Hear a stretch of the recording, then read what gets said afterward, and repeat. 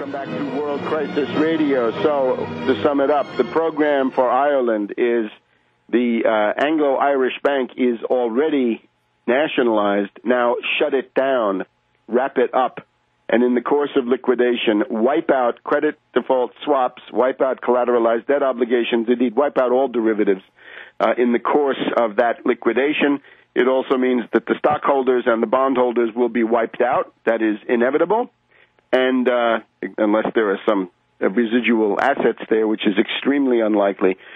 And then seize control of the credit creation power. And again, this would have to be done at the European level, unless you want to have Ireland go it alone, which always remains a possibility. And again, if national survival is the question, then that's what you have to do.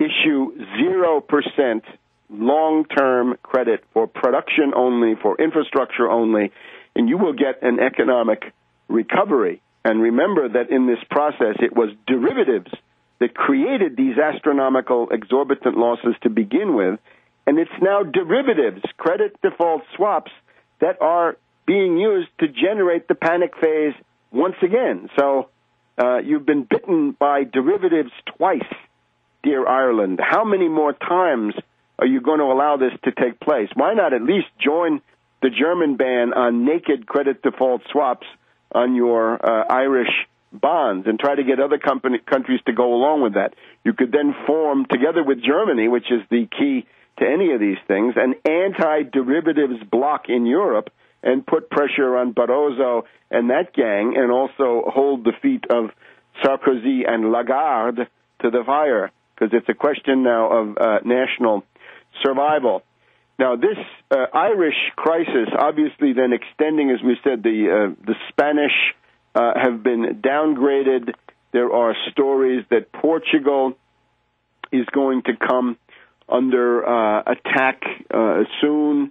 The austerity programs are extremely controversial, right? The Browning-style deflationary austerity programs of the type demanded by these Tea Party fanatics. Even the IMF says by reducing budget deficits, growth will be cut, unemployment will be cut. Even the IMF can tell you that. Well, that, of course, is undeniable. So what's the alternative? It's what I've just said. Now, other than this, we have this currency chaos going on.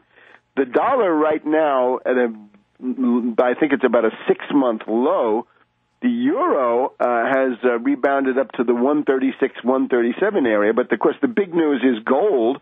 Gold going over $1,300 an ounce, probably for the first time in history.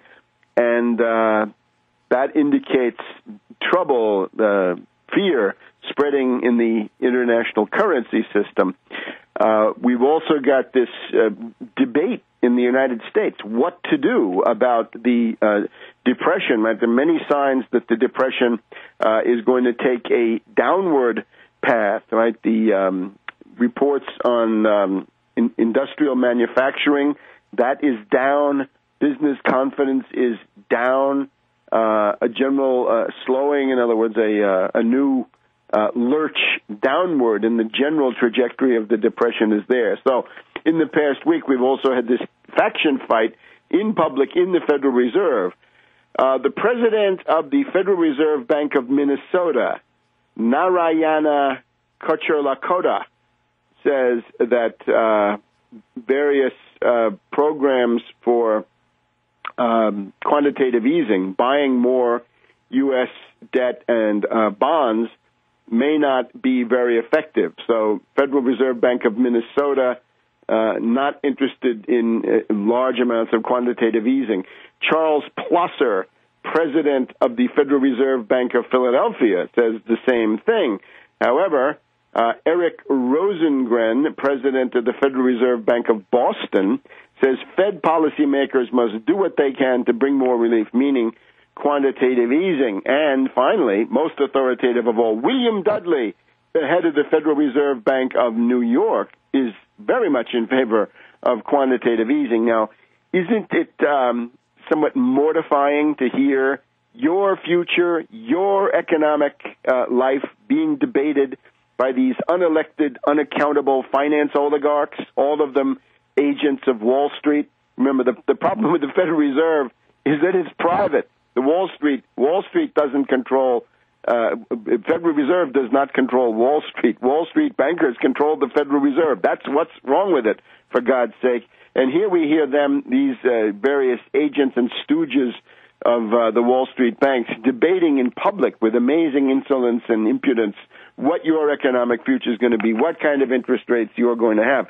The answer is shut them down, nationalize the institution, and the Congress and the President, that's all we have under our system, the Congress and the President come up with a bill that says the amount of credit we're going to have in the coming year is X, the target for the money supply is X, the target for the interest rates is X, and the approved categories of lending are infrastructure and real physical tangible commodity production and not financial services, bailouts, drug money laundering, and all the rest of this stuff. So that's the worry in the Federal Reserve. Now, there's also a couple of other things going on. The bank failures roll along.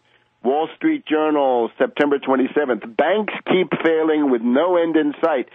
Since the Feds seized Washington Mutual with the goal, of course, of feeding it to J.P. Morgan Chase to shore up Morgan, 279 lenders have collapsed, and you can see the geographical concentrations. Lots on the West Coast, lots in Florida, lots in Georgia, Alabama, Texas, concentrations in the Midwest around Chicago, Nebraska, Missouri, Kansas, and into then the New York area, a series of bank failures. And in addition to that, we've also got the question of the credit unions. Right? The United States government under the TARP is now going to guarantee $30 billion of bonds to essentially shore up the credit union system because one of these,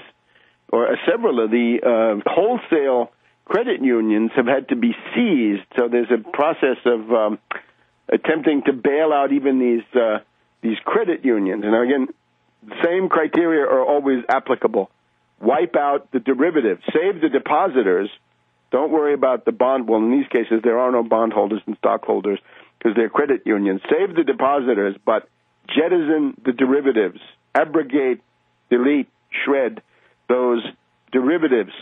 But in particular, it's the currency question going on in the background now. And this is the war of competitive devaluations. It is an attempt by a number of countries to drive down the international prices of their currencies. Now, they have an inherent right to do this, but the problem is what this points to is the inherent chaos, the inherent unworkability of the floating rate currency system, which we've had since August 15th, 1971. We previously had the Bretton Woods system in which governments, states, collectively told the markets what the bands of fluctuation of currencies would be. And, of course, they could be periodically adjusted through up valuations or down valuations. But since then, it's been this merry-go-round, this roller coaster of floating rates. It's unworkable because it leads to risk.